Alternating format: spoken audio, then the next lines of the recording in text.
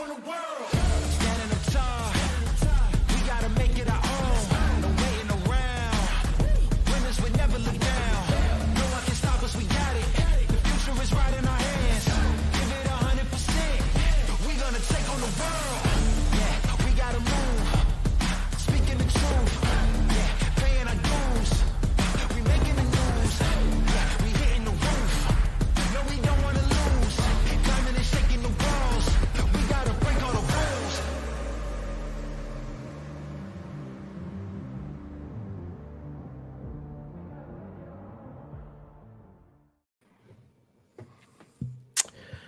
What's going on?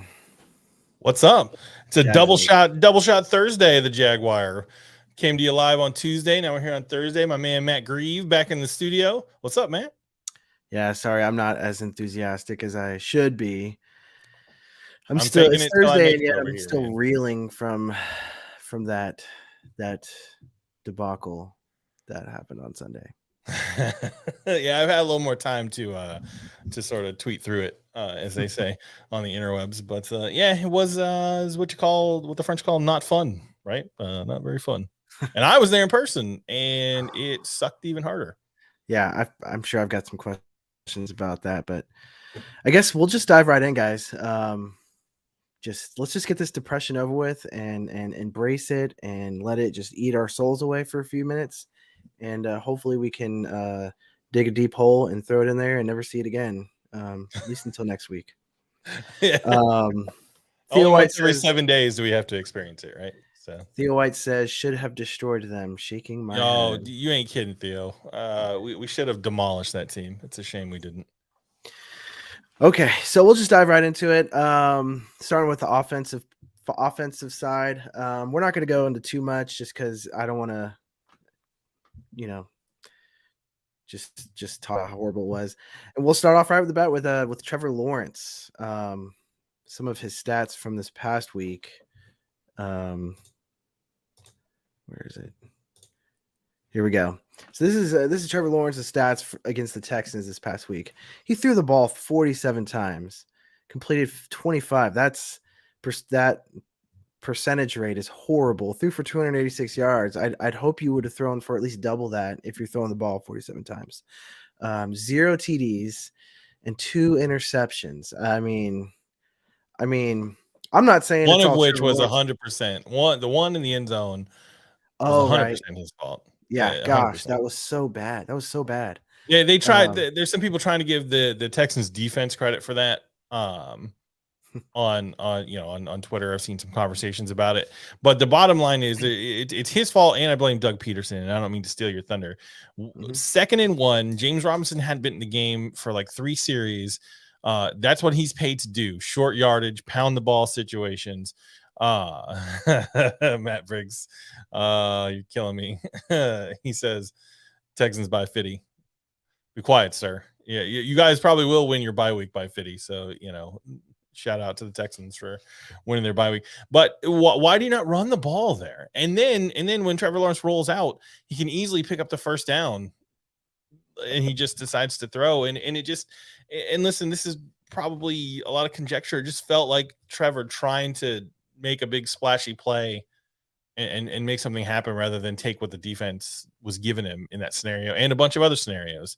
But it wasn't just Trevor Lawrence. And I'm curious, like, me being there in the stands, I wonder if my perspective was different. You watched it on TV. Like, did it feel that way to you, or like, was it? What do you mean? What's as far as Trevor? It just felt like Trevor Lawrence was trying too hard, like trying to make a big play rather than just take what was there. Yeah, I don't know. Like, and it's just, I would like to say it's just one game, but he's had a couple of really bad games, and we're only 5 weeks in. So to say, maybe did it look like he was trying too hard? I don't know. Well, here's a question that bakes my noodle, right? Tell me a game where Trevor Lawrence was the reason we won. Well, that's tough to say, just because the ones that we have won were huge, like just blowouts, right? So it was definitely team efforts on those. So I don't know. He definitely lost us a few games. Correct, and that's the problem. And I'm not saying I'm not saying that Trevor Lawrence is a bust. I'm not one of those people that's popping off saying those sorts of things. What I am saying is that I have seen more things that concern me about his play than make me excited. What's concerning me is his down the field passes. That's typically what separates the great quarterbacks from the other quarterbacks, right? The ones that can they're accurate not just from the dink and dunks, but they're also accurate 20 plus yards down the field. And it feels like every pass that he threw over 15, 20 yards just sailed right over the heads of the wide receiver. And Yeah, it wasn't like he was clearly in the stadium. You could see clearly he was sailing passes high. right. It wasn't like he was throwing them like, let me just put it in a spot where only my wide receiver can catch it. It was, holy crap, you overthrew that guy. Like, Right. it was And just Theo says Trevor should run it. I agree. And Matt Briggs says Stingley baited Sunshine. Maybe, and that's part of it. But the whole thing is that the real problematic decision is that he threw it at all. Not that he threw it necessarily to Zay Jones or that Stingley was able to bait him. The real problem was that they didn't call a run play, and that when Trevor should have seen that the defense was giving him the first down if he just run, and should have just taken what the defense was giving him. I hope Trevor Lawrence is good. I don't know if he's going to be good or not long term. I don't know, and that's a problem when you're a number 1 overall draft pick, right? And you're, a season and a quarter into your career. And part of me wants to make the excuse that he had Urban Meyer, as his coach for the first season, but I saw Jordan DeLugo, who I think is part of the Generation Jag people. I don't know, they're a page that seems to just want to make a lot of t-shirts, but he had some interesting analysis. He pointed out that there were 7 drops in the game by the receivers, and he thinks that Trevor Lawrence's issue is not necessarily bad decisions but slow decision making, and that he is not getting the ball to the spots quickly enough or at the right time, and that's what's ending up in some of these decisions, right? These guys, he's not throwing guys open, so but it was such a winnable game. Like, it just wasn't like it's just so frustrating, like, to not be able to put that team away, when it was clearly an opportunity to do so. I mean, I don't know, man. I would say slow decision making is also bad decision making, and I would agree. Like, we've seen in several games this year where he held the ball way longer than he should have, and their sacks or those interceptions or bad balls were all completely on him because he held the ball for way too long. I know he's trying to look for that play, right? But you don't always have to get that play. You can just, if you need to just drop it down to your outlet, do it, and I guess when people talk about slow decision making, what I hope is that is fixable, whereas just straight up can't read a defense, don't know where to throw it, seems to be less fixable. I mean, I don't know. I'm not giving up on him. I still think he can be and will be an elite quarterback in the league, top 5 quarterback. I think he'll be the best quarterback in the AFC. I'm not just saying that as a fan. I think he'll be the best quarterback in the AFC South. I think he's got the tools to do it. I think he's also, if you look at it, he's on his 3rd system in 3 years, if you count college, right? So his last year in college, then last year with Urban, and then this year with Doug Peterson. So yeah, I think the reality of the situation, people calling for him to be benched are dumb, right? And even me with my criticisms of his play, like, I'm not saying don't start him or don't play him. The reality of the situation is, though, he's going to be the starter for the next 2 years, like this season and next season. He's the guy. They're not going to go draft a quarterback in the next draft. They're just not. So the earliest they would draft one would be 2024. And I don't think that that's necessarily going to happen, right? But just talking like doomsday scenarios, worst case scenario, he is the quarterback of the Jags this year and next year. Yeah. So come what may, good or bad, it's one of those things too. I think also, and I'd be interested to hear your thoughts on this. I know me personally, I went into the season thinking that if this team won 6 or 7 games, that would be essentially 100% improvement, right, over the amount of games they won last season, and it would be incremental, moving in the right direction, right? And when they clobbered the Colts and then beat the Chargers even worse, I think I was like, wait, maybe they're actually going to contend for a playoff spot. Maybe they're going to contend for, the AFC South. And I think we got our hopes up, and expectations have been skewed a bit. And I think some of the disappointment is now expectations are coming back down to earth. And I still think this team could win 7 games. You look at the schedule, there's not really any reason they couldn't win, 4 or 5 more games. But I don't know. I think that helped me not quite be so angry about it. When I sort of reset my expectations, that really playoffs were never really the hope and dream this year. It was just, not being the worst team in the league, which I think if you've watched any of the Thursday night football game tonight, you can see that we clearly aren't the worst team in the league. Yeah. Good Lord. No, I think back to Trevor Lawrence. I think we do have to take into account the dropped passes. We're tied for first with the number of dropped passes in the entire league. And so that's a huge factor. I mean, you can't complete passes if they're not holding on to the ball. And I'd say the majority of those dropped passes were extremely catchable passes, not like, correct, some circus catch was needed to get. There was 2 or 3 that were, had to have been really good catches in order to. But then we also caught a break on the Christian Kirk or whoever caught the ball and fumbled it.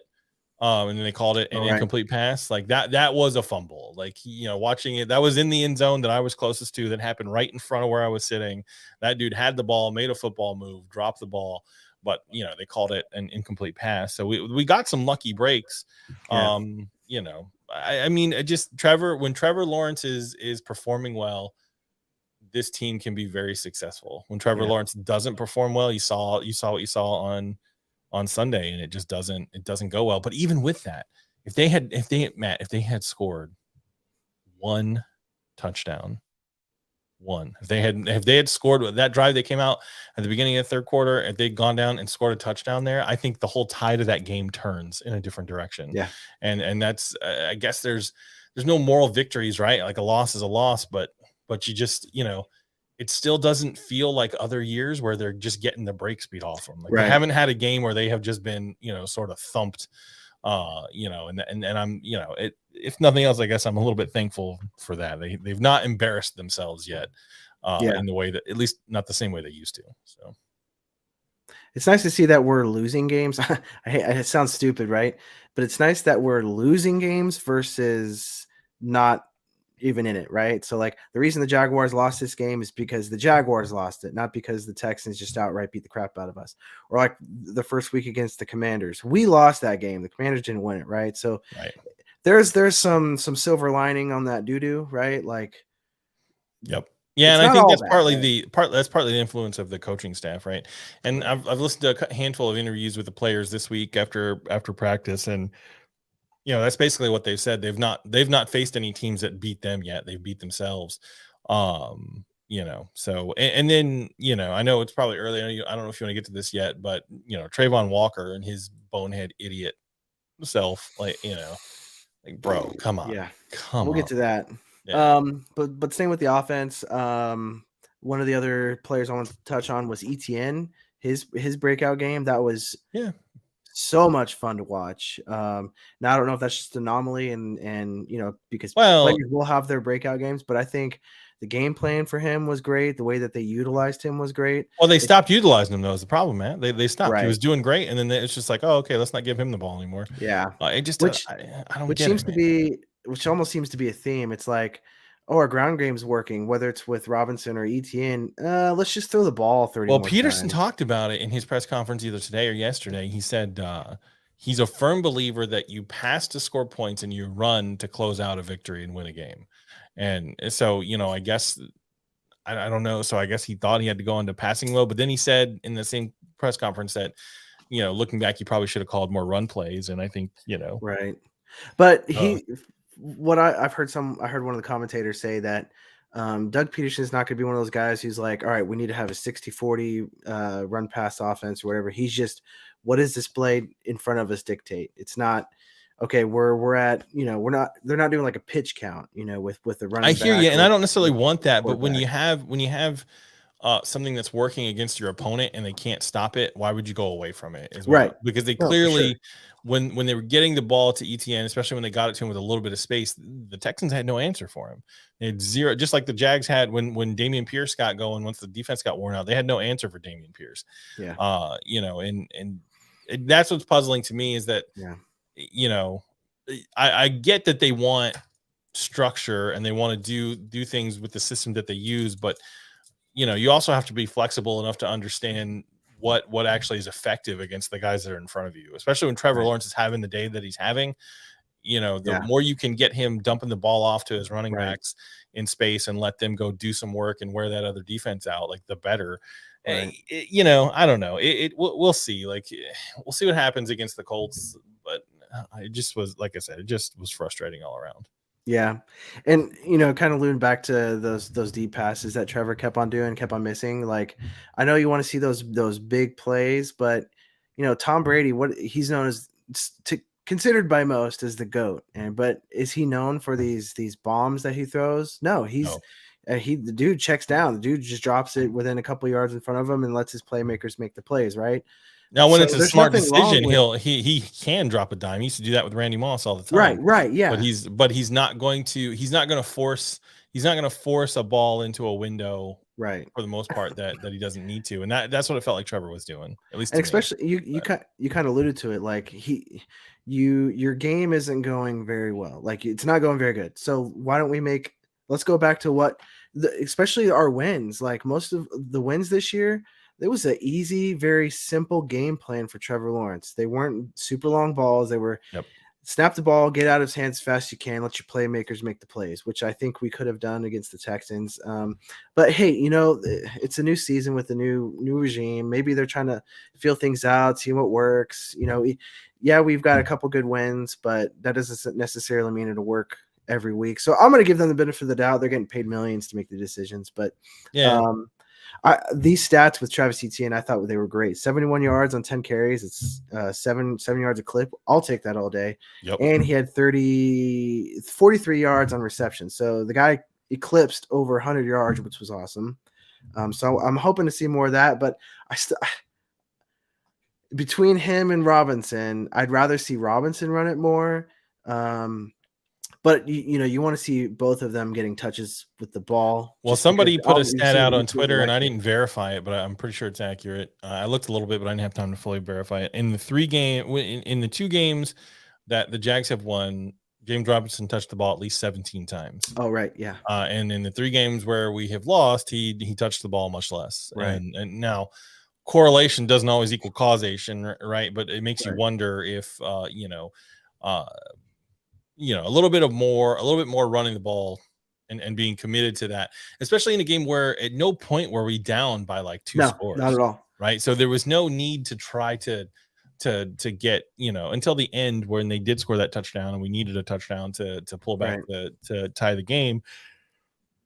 There was no need to get like a huge pass play every time you broke the huddle. Like, you could take what the defense give you, take your time but I mean, again, like you said, they get paid millions. Yeah. All I can do is say, whatever their plan is, it didn't work. They either didn't execute it or it wasn't good. I'm not smart enough to tell you which one of those it was. And hopefully they do things differently or at least more effectively against the Colts. So here's another stat with the offense that I'm worried about is Christian Kirk. He only had 3 targets, 1 reception, and 11 yards. They were double teaming him. They were in cover 2 a lot, but they had people on Kirk the whole time. Right. But again, when you're passing the ball almost 50 times, I would expect Christian Kirk, your number 1 wide receiver, your most talented wide receiver, to get a few more targets than that, even with him being double teamed. But yeah, I think that's a testament. I watched a couple of breakdown videos. Kirk was open. Trevor didn't see him. Was basically the consensus that people were talking about. That's what I'm saying. That's concerning. That's concerning. But I think too, you have Marvin Jones, you got Zay Jones. Yeah, you're gonna, if all of these guys are as good as we hope they are, we are gonna run into a scenario where there's not enough targets to go around, right? Right. And I think this stat line in a win is just oh, hey, we got to look and see what happened. It's sort of a footnote as opposed to something that sticks out like a sore thumb where it does when they didn't win, right? Like, Right. because the question is, how does this guy you paid, tons and tons of money for, who's been pretty effective this season, Yeah, for sure. for everybody I've seen analyzing it, they say that he's been playing well. How does he not get more looks? I don't know. So Yeah. No, I agree. I mean, Marvin Jones, the dude balled out. He had 11 targets, 7 receptions for 104 yards.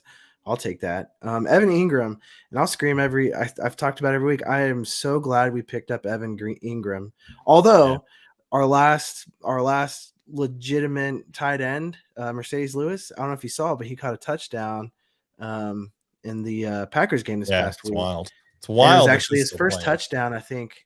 I can't remember how many years they said, but it's been several years. I was so happy for the guy. You could tell Aaron Rodgers was happy for everyone was so happy for him.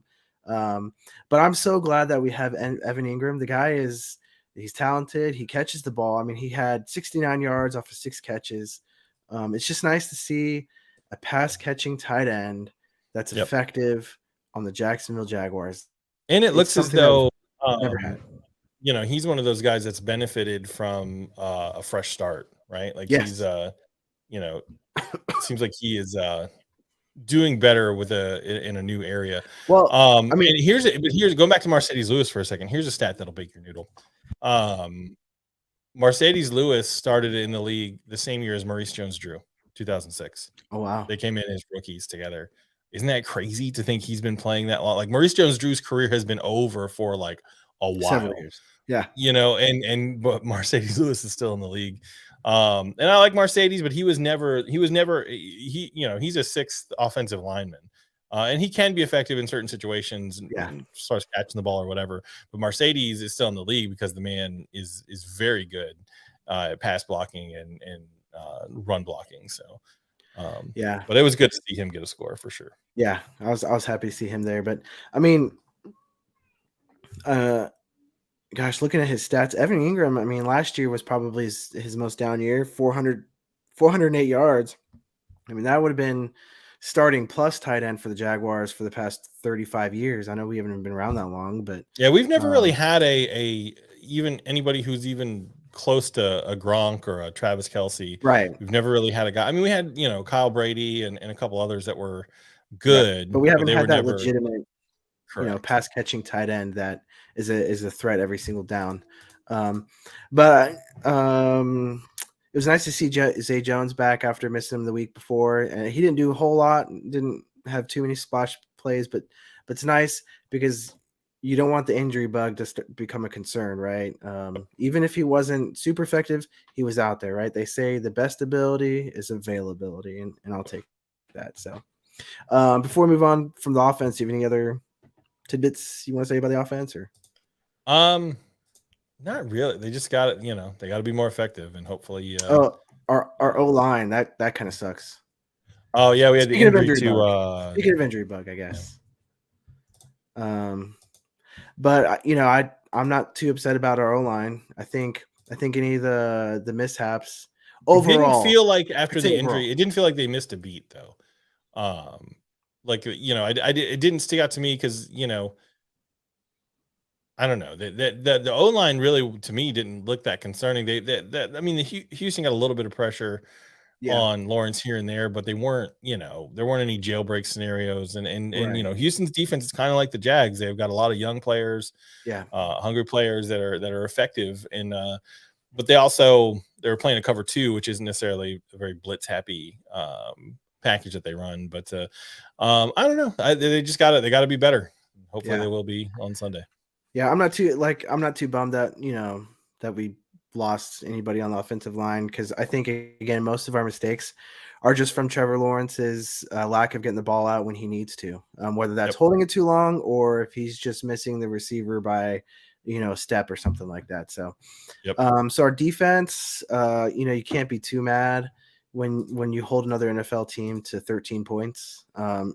Even though it is Davis Mills, right? You held Justin Herbert to 0, and you let Davis Mills put up 13 on you. You can't be mad. a defense like that. Especially, Yeah, and I don't know feel how like it they were on played the on field for a TV. while. Yeah, they got tired at the end, and Damian Pierce is looks like he's going to be one of these guys that nobody really understood how good he was going to be in the NFL, right? Like and towards the end when he had that crazy run where like nobody could tackle him, the Jags were trying to pop the ball out of his arms rather than just wrap him up and take him down. Yeah, But the defense overall played well. The guy who stood out to me was the linebacker Foye Olakun. yeah, That dude, he's on the injury report this week. You could tell like between plays the man was limping pretty bad, but like as soon as that ball was snapped, he was everywhere. He was all over the field. Josh Allen had a lot of pressure on Davis Mills. They didn't get a whole bunch of sacks, but they were making Davis Mills uncomfortable in the pocket. To me, none of this is on the defense. This loss on Sunday, and even the law. Some people have criticized the defense for the game in Philly, but even that. What do you expect them to do with 5 turnovers, right? I think you see a team that you see a defense that doesn't really give up. And that's what I think Matt Briggs was one that was saying that they have a lot of heart. They didn't even towards the end, like the offense, Trevor Lawrence was, and the offense were trying to make plays, the defense was trying to make plays. They felt like they were in it. I mean, you could argue that a few more sacks would have helped the cause, and then obviously the one big sore spot on defense is Trayvon Walker. And listen, I'm sitting in the stands. I'm not close to the field.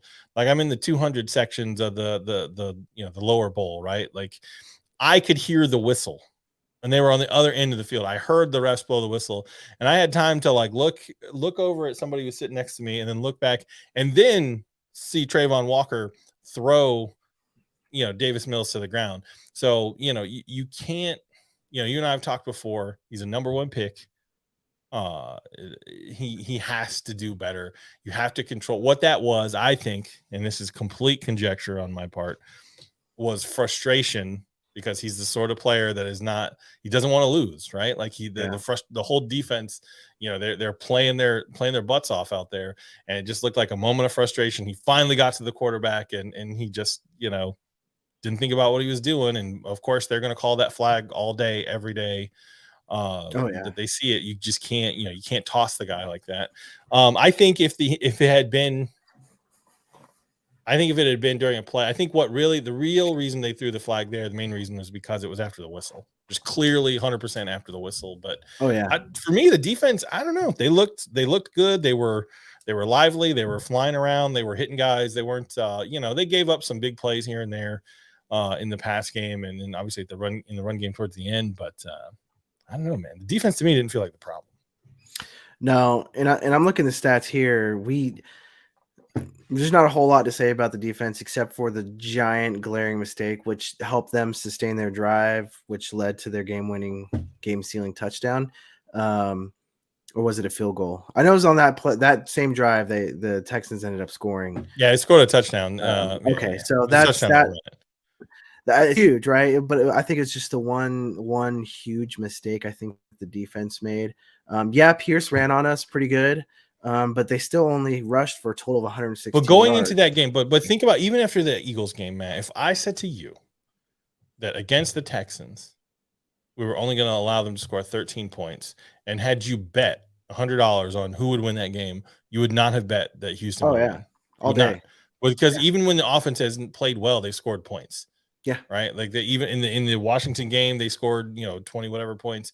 In the game in Philly, they scored 20 something points. So if you look at that, just blindly going in, not knowing what's happening in the game, like you would have thought, for sure we held them to 13. Absolutely. Like we'd win that game. And here we are not having won. Yeah. I mean, it stinks.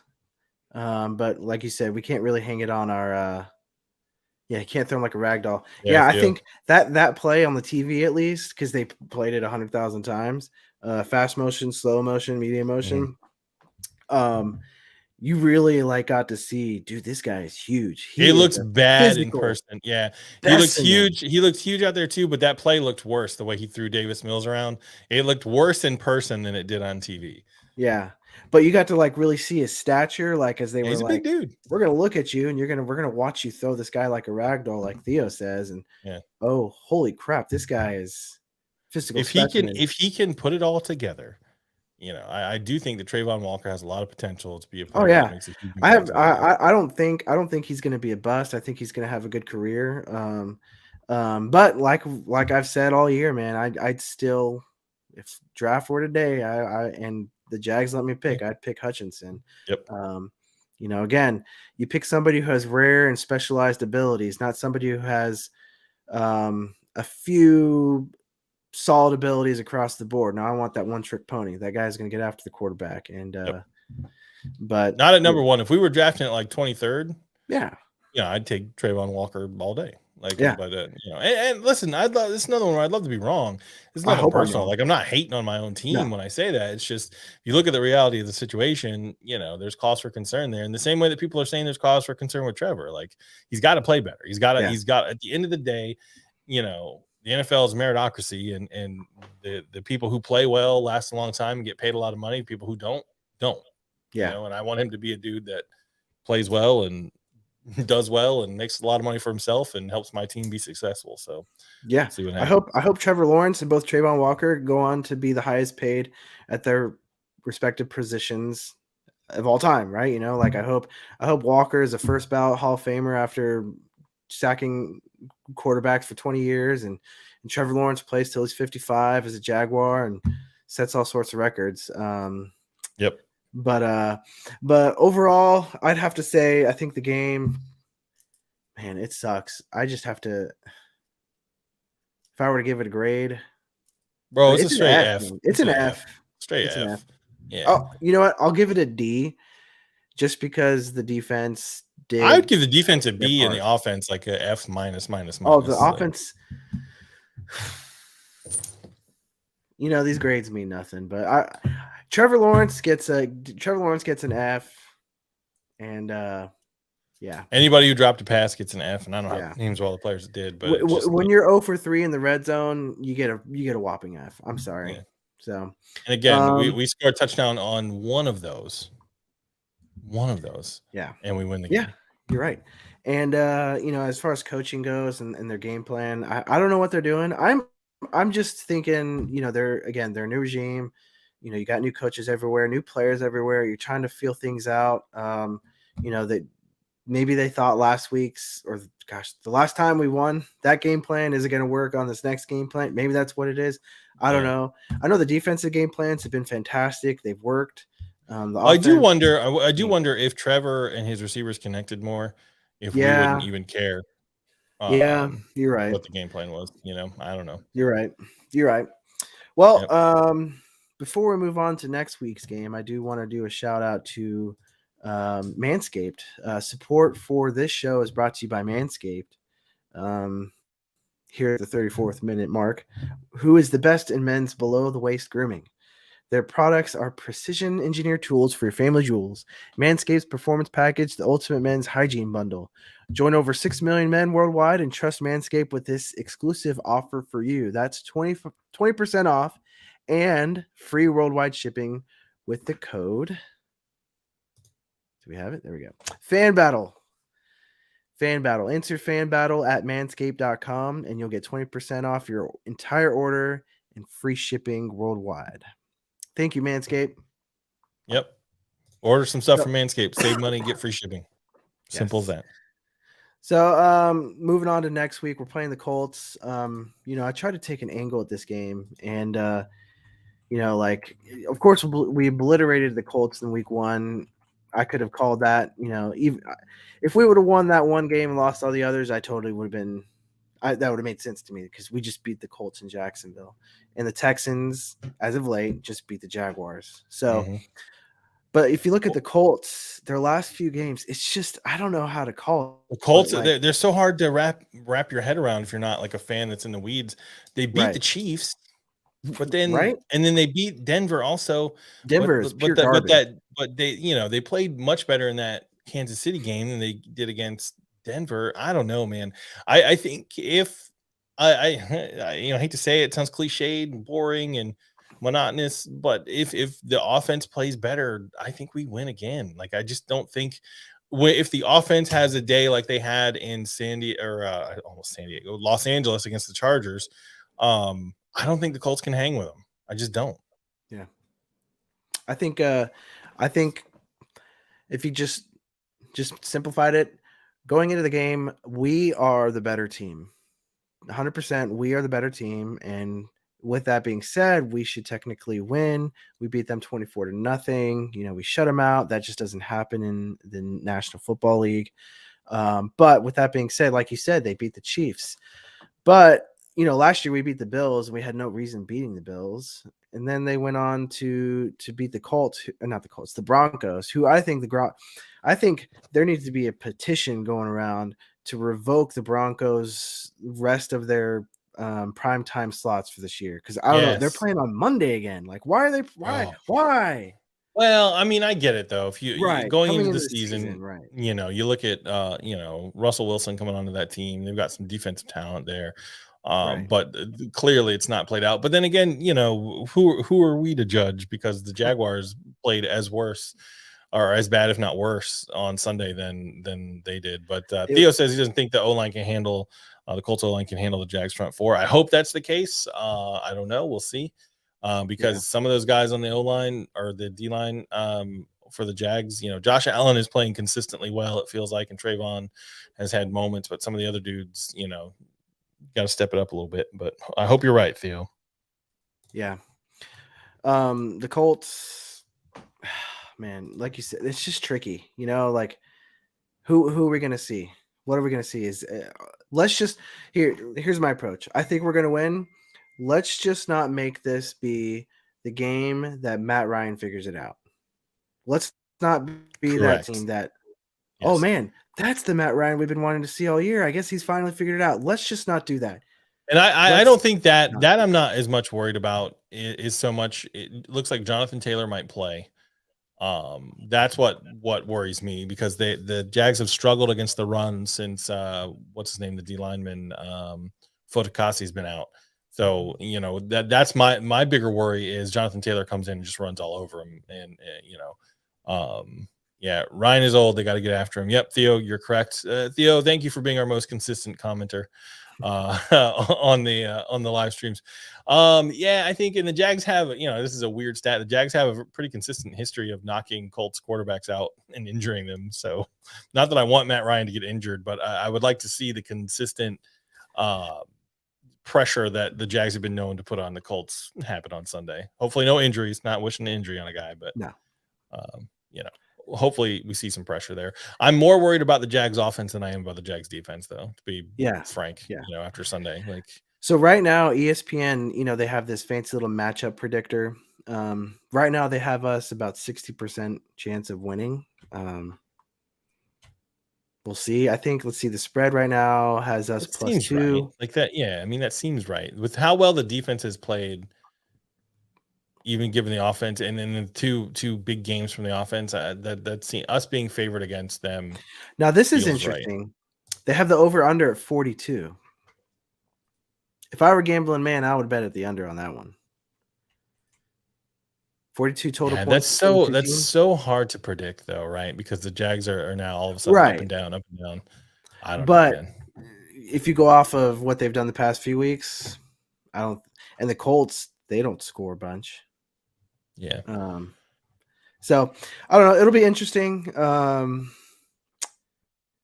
It should be interesting to see. Maybe thinking back to the first game, I didn't hear much about what's his face? The defensive end. Unique Ngakoue. Has anybody seen him? Ngakoue. You didn't hear much about him. He didn't have much of a game the first. He's not running his mouth ahead of this one. I've been looking to see if he's made. So we'll see. I'll be interested to see if maybe he performs at his house now, right? And see if he. Trayvon Walker's been running his mouth, though. Basically said that Matt Ryan is a sitting duck in the backfield. So if you're going to run your mouth, Trayvon, you better get a sack. You better put some pressure on the guy and get a hit or two. But hopefully that won't give the Colts any motivation, because he's making some bold comments in some of the press conferences. But yeah, Unique Ngakoue, yeah, I mean, whatever. He's a good player, but we seem to not have a whole lot of trouble with him, in the previous game, and hopefully that trend continues this Sunday. So Yeah, here's some interesting stats to let simmer. Michael Pittman Jr. has 283 yards on 25 receptions. Christian Kirk has 338 yards on 21 receptions. So he has almost 60 more yards. Kirk has almost 60 more yards than Pittman on 4 less receptions. yeah, but Pittman was also out for at least one I know, game. but what I'm saying is, like, Pittman has more passes caught, less yards than Kirk. Kirk has less passes caught, more yards, and he has more touchdowns. Well, So yeah, because Kirk's Matt being Ryan more is efficient. his old noodle arm. He can't get it.